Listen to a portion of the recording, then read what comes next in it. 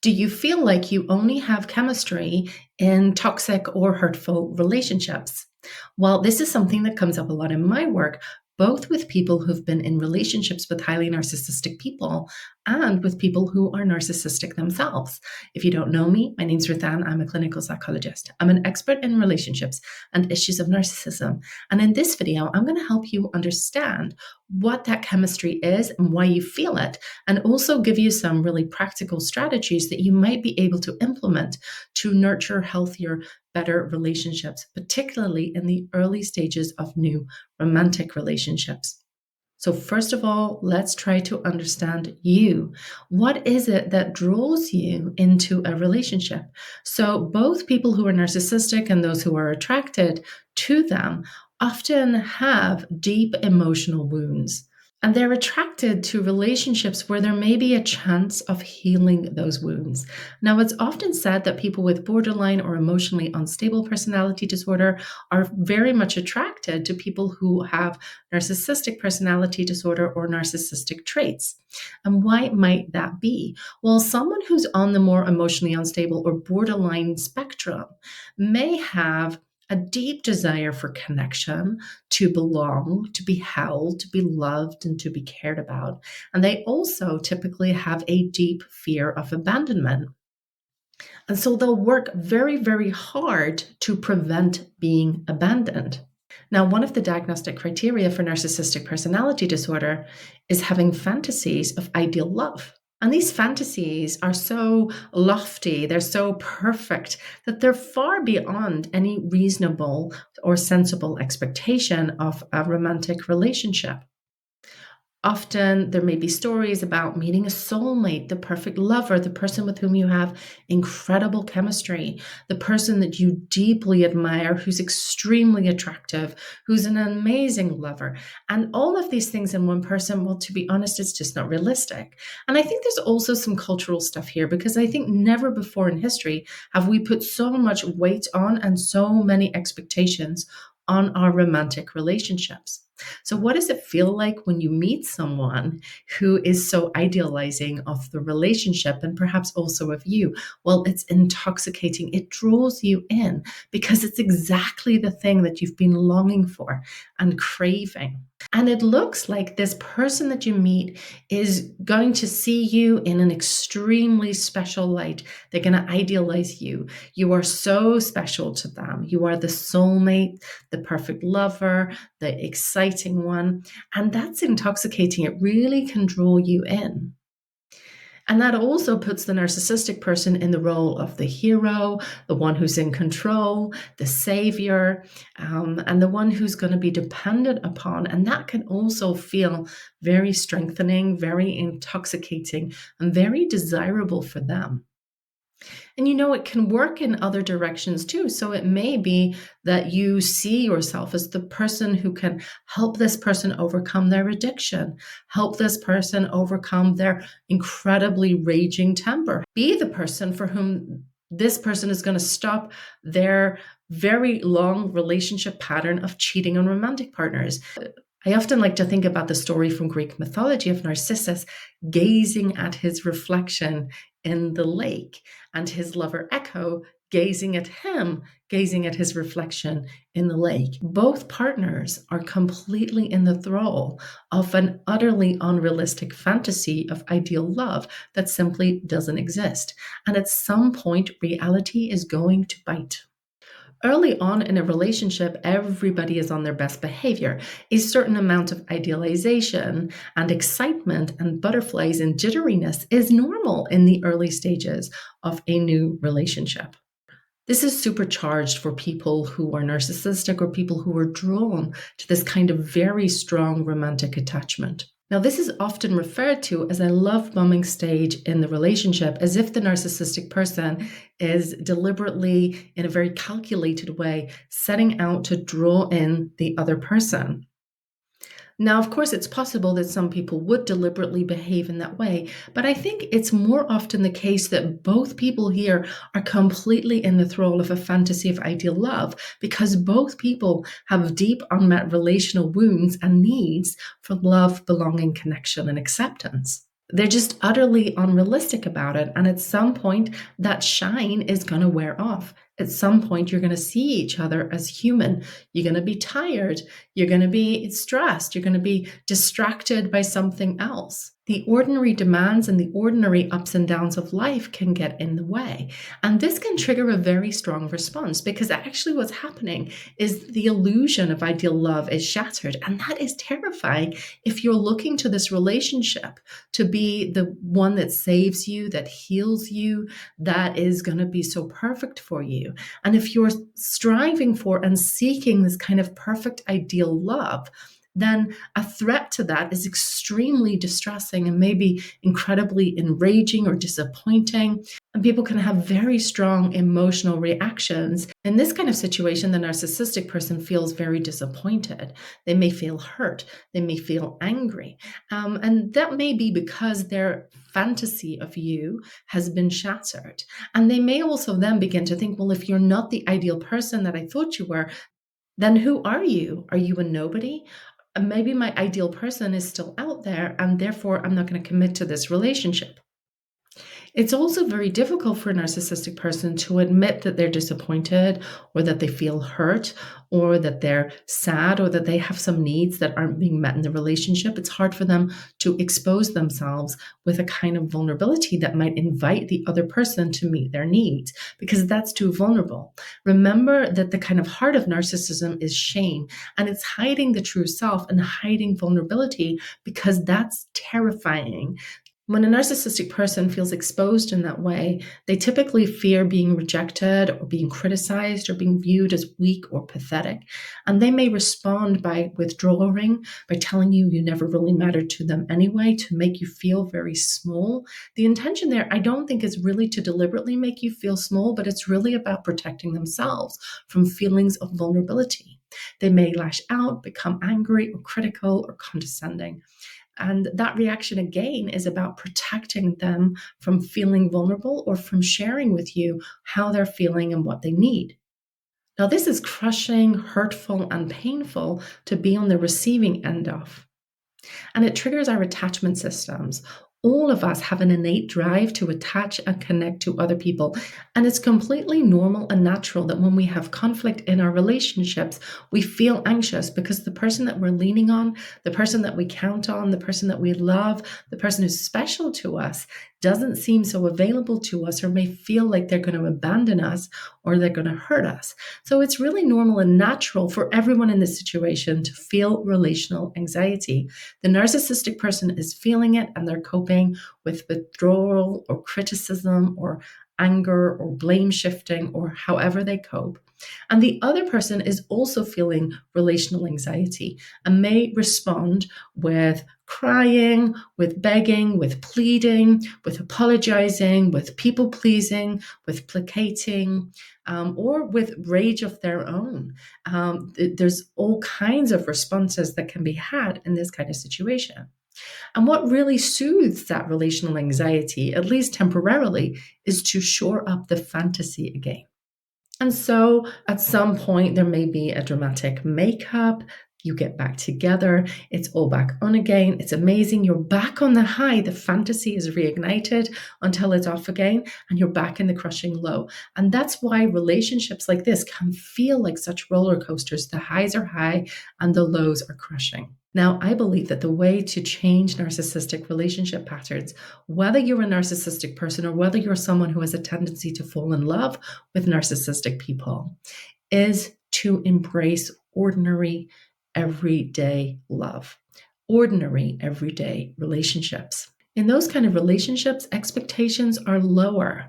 No one is expecting the other person to meet all of their needs. There's a lot more realism. There's a lot more acceptance of each other's humanity and the limitations of any relationship. These kind of relationships are much more peaceful, they're much more calm. Neither you nor your partner are required to live up to the expectation of a fantasy of ideal love. And so there's a lot more acceptance, both of the other person and of yourself. Narcissistic relationships trigger our attachment systems much more strongly than ordinary romantic relationships. The anxiety that we feel when we anticipate losing our partner, when we anticipate abandonment, when we anticipate criticism, triggers our attachment system, our desire to connect, and our desire to be in relationship with someone who's special to us. And that creates a pull back into the relationship to repair the relationship. And that applies to both parties, both the narcissistic person and the person that they're in a relationship with will experience attachment anxiety and a pulling back together. And when the repair happens, when the relationship is restored, there is such a soothing of anxiety and there is such excitement about the relationship because the fantasy is also restored. That can feel pretty amazing and pretty spectacular as our attachment system is soothed. And it's very easy to mistake that kind of attachment and relational anxiety and those big ups and downs for chemistry and excitement. And someone who's not living in the land of narcissistic fantasies of ideal love is going to be calmer. They are not going to trigger your attachment system to anything like the same degree.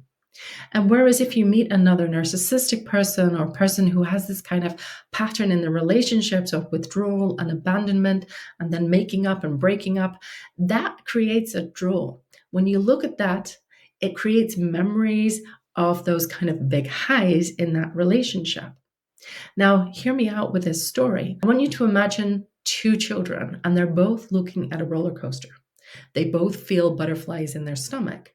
They both feel their heart beating a little faster. And one kid says, "Woohoo, this is going to be so exciting. I just can't wait to ride the roller coaster." And the other kid says, "Oh my, this is terrifying. I just want to run away." Now, both of those kids are experiencing a physical reaction to anticipating being on the roller coaster. They're both experiencing body sensations. And one of those is interpreting it as excitement, and the other is interpreting it as fear. Now, when you meet another narcissistic person who triggers that kind of attachment anxiety, you may mistake that attachment anxiety for excitement and chemistry, when it may well be much more accurate to see that as a red flag and a warning that this is probably not a great relationship for you to be in if you want to intentionally nurture a calmer, more sustaining relationship with someone. And I will say something a little controversial here. I think this applies equally to people who are highly narcissistic, because people who are highly narcissistic are often drawn to the very people who will react most strongly to this kind of trigger. And I think it can be very helpful for them too to nurture relationships where there is a little more stability and security that allows their attachment system to settle down and to feel less triggered. Now, looking for a relationship with someone who is calmer, who is steadier, who's more willing and able to meet your needs, more able to have good boundaries because they're not so fearful of abandonment and betrayal, because they actually have confidence to know that if they were treated in that way, they'd probably end the relationship. Those kind of people can feel boring, can also feel intimidating if you think that you don't have the skills to relate to them, that they would never be able to understand you, or that you simply don't deserve that. So, what can you do? First of all, recognize that the fantasy of ideal love is just that, it's a fantasy.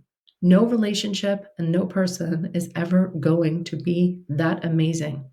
And if you approach dating requiring your partner to be that special someone, that soulmate, that perfect lover, you're always going to be disappointed. I see this a lot with narcissistic people I work with date. They rule out and they count out a lot of people because they don't live up to the ideal. I also see this in people who are not narcissistic, who've been really wounded in relationships with narcissistic people. They can really look for red flags, they can see them where none actually exist, and they can get very quick to write people off. And at the same time, there's also this attraction back to the person with whom they feel that very strong chemistry. So I think, first of all, you really need to recognize the fantasy of ideal love is a fantasy and it is not reality. The other person is not required to be perfect. And the good news is, neither are you. I think it can be really helpful to take some time to reflect on your tendencies in a relationship. Is it to withdraw and avoid? Is it to people please and to placate and to not express yourself? Is it to write people off very quickly if they disappoint you? Think about those things and really understand those tendencies. And then as you start to meet new people, watch for when you're drawn into that pattern. And also watch what happens when you're with someone who doesn't invite you into that pattern. If you are with someone who perhaps does not idealize you, or you're with someone who does not tend to withdraw from you, if you're with someone who's actually pretty clear about their emotional needs, how do you feel? And what does it evoke for you? What behaviors do you feel driven towards? And it can also be very important to nurture new behavioral patterns. Now, this doesn't have to start in romantic relationships. You can start this in friendships or with other people who you know. If you're someone who tends to withdraw and avoid, what does it feel like to cue other people into how you might be feeling rather than running a mile? If you tend to blame shift, experiment with what happens when you offer a genuine apology. If you have a tendency to say yes when you really want to say no, then what does it feel like to say no and to hold your boundaries? What does it feel like to ask for things? Now, nurturing new habits is difficult, especially if you have a well worn relational path that takes you in a different direction. So, you may have to be very intentional and very planned about this and not expect yourself to change overnight. See this as an opportunity to experiment and try new things and approach it with an attitude of interest and curiosity rather than really judging yourself or beating yourself up for perceived failures if things don't go so well. It can also be really helpful to reflect on what are the unmet needs that those behaviors are trying to satisfy. Now, you can change the behaviors, but you may not be able to change the underlying need. If you need a lot of warmth and reassurance and acceptance in your relationship, that's not a weakness. And neither is it a weakness if you're someone who needs space and freedom and autonomy. Learning to understand and accept your needs and communicate them openly, honoring them rather than hiding them or trying to compensate for them. If you can accept those needs and do your part to meet it for yourself, there's a balance here between taking responsibility for yourself and taking good care of yourself and being able to communicate and lean on other people.